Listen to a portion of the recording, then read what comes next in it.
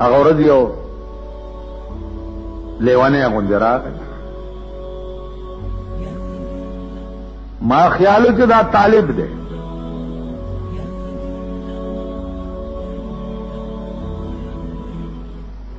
مال وایا لکه څه کار؟ وی بس یو خوب مې لیدلی و.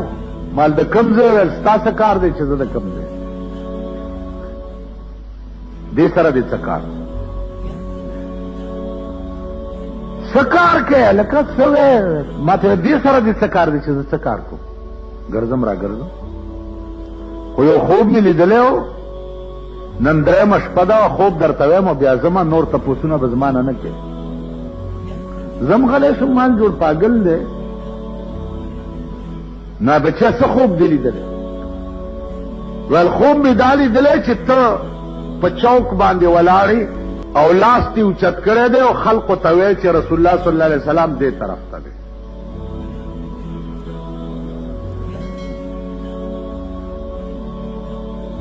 او بیا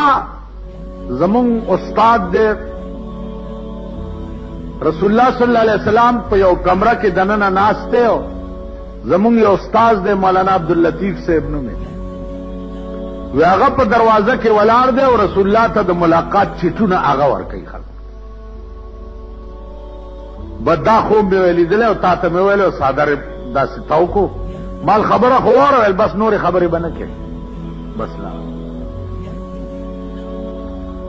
ځوان زلمی ښایسته سوچه ګیره بلاړو څو ورځې پس مې بیا ولیدو بستره یې په اوږه وه دې چوک کې مې چې ولیدو نو لاس نه مې ونیو مال تا هغه نه هغه ورځ چې راغلی ویل یمه مال څه کوې چېرته ځې ویل ریوان ته ځمه ما د کوم ځای ویل دا تپوس به نه کوې د اسمان نه رالاندې او د ځمکې د پاسه د دغه ځای یم نو مال ته سمه خبره ولې نه کوې ما ته په ایمان ووایه چې دا ما ته پته شته چې زه د کوم ځای یم دا ما ته پته شته ته ووایه په ایمان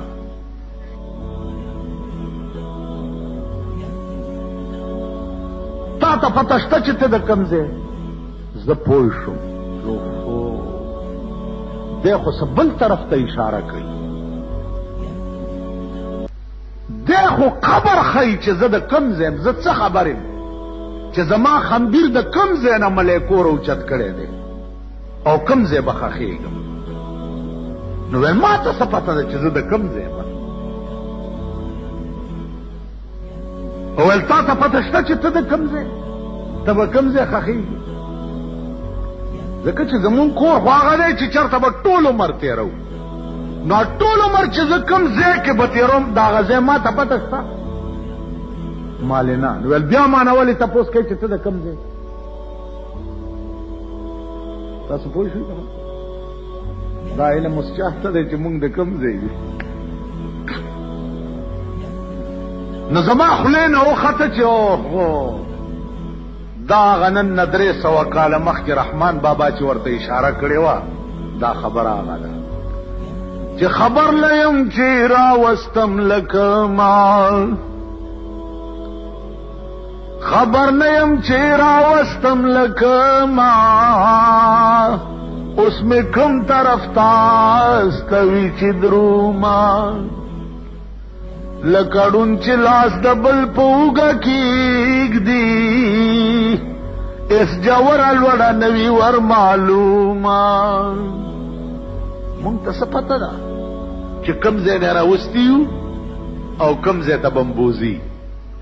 نو زمونږ مثال خو د ړوند دی ړوند چې د بل چا په اوږه لاس ایښی او رواني نو ړانده ته څه پته لګي چې دا بنا زه کوم طرف ته روان کړی پته لګي نو زما عزیزانو عرض مې داو چې د نیکانو هم نشینی او د نیکانو صحبت په دې کې چې کوم اجر او ثواب دی او د دې به کوم عوض او بدله ملاویږي دا به هغه وخت کې پته ولګي یو خانو 1000 جیره بزمکه و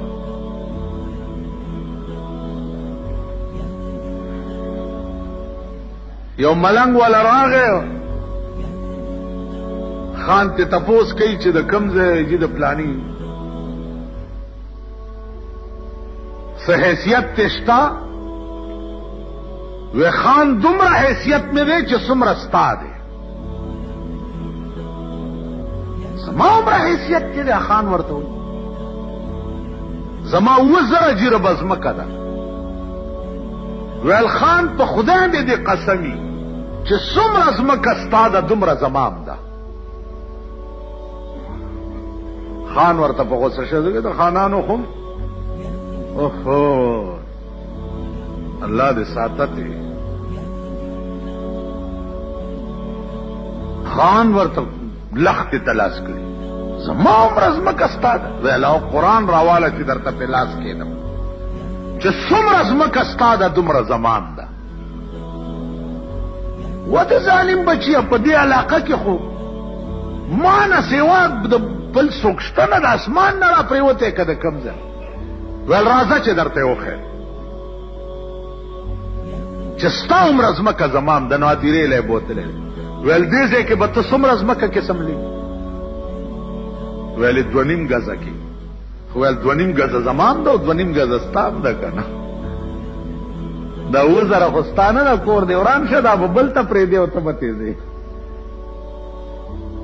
دغه ځای کې 2.5 ګزه ځمکه ستا هم ده او 2.5 ګزه زمام په 2.5 ګزه کې کوتې به تا دپاره هم کنستی کېږي او ما دپاره به هم کېږي تاسو خیال راغی نور زمونږ څه دي خان حیران شو لیونی شو چو بیڑا ہے غرقش اسویم دا اللہ والو خبر داسی وی چی پا دیڑا کی ننوزی اوڑا کی سورے ہو کی دا اللہ والو دسی خبری اس تما توائی جی دا خانه ٹولا نشا پا دی یو خبر داغا دماغ نہ ہوا تا چیز ما خود 2.5 گز از مکا دا 1000 جیره بخو ندا دا زپ کم قهر اختا ہے نوار خانی و نوابی پریخوا او د فقیرانو هم نشینی اختیار کړه نو عزیزانو هم نشینی دا غچا کوي چې کم فقیران زدر ترشتیا ہوئے نن میں کتا د دکان مخه ته د سډل ډل روان دیو زما د بچپن په زمانہ کې به مالی ده چې دلته زمونږ یو دیره د فقیرانو ولا ورته وي د کاکشالو سایډ دلته به لوی لوی شوی ولاړې وي او دې شو لاندې به فقیران ناست او دوه کانی بیا دا سیخي او لوټه به په د پاسه پرته وه په هغې کې به چای باندې کړی وي په لوټه کې هغه به څکلی ونې لاندې به ناست چرته به چې هغه ځای نه بل ځای ته تلو نو خپله کمبل یا بړستن به چې و هغې نه به یې پړی تاو کو او ترخ کې به یې نیولی او روان هغه د بچپن فقیران چې ما کتلي وو نن د تبلیغي جومات والا ته چې زه ګورم هغه زما د بچپن فقیران را یاد شي پیاده به رواني او بسترې به یې په ترخ کې نیولي او ځان ته چې څه وایي هغه ورځ مې یو کتو نوم یې درته نه علم خو کم از کم په دې وخت کې به 10 کروڑه روپۍ ورسره وي 10 کروڑه روپۍ نغدې جایداد یې پرېږده آمې کتو کوهاټ ته تلمه نو چې غاښې نه واوړېدو او لاندې کوشو نو په دغه ځای کې مې ولیدو چې بستره په خپله په اوږه باندې ایښې وه او پیدل په دې ملنګانو کې روان نو زه ورته ودرېدم مال چې راځه که نه چې ما ته یې چې مولانا صاحب ستا په تقریر کې یو شعر دی ویلی و هغې رانه دا شی جوړ کړو ما څه شعر ویلی ویل تا ویلي و چې کما خوشبوئی میں چې د یار د په خوله کې کما خوشبوئی میں چې د یار د په خوله کې داسې خوشبوئی د عطاري د عطرو نشته نو زه د یار د خولې خوشبویۍ پسې در په در ګرځم چا به راته چېرته میلاو شي که نه او ځان مولانا صاحب خپله لار وهه دومره لوی سړی